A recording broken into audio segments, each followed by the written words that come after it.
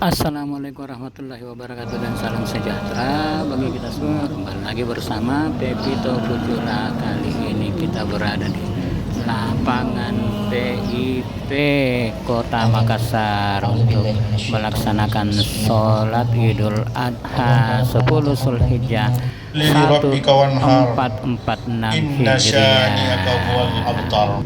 Utus berkah. Maka sholat dan berkurban itu adalah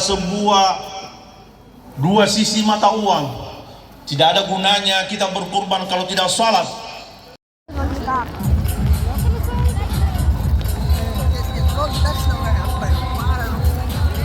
Dan selesai sholat Idul Adha, waktunya pulang ke rumah untuk menyantap hidangan lebaran.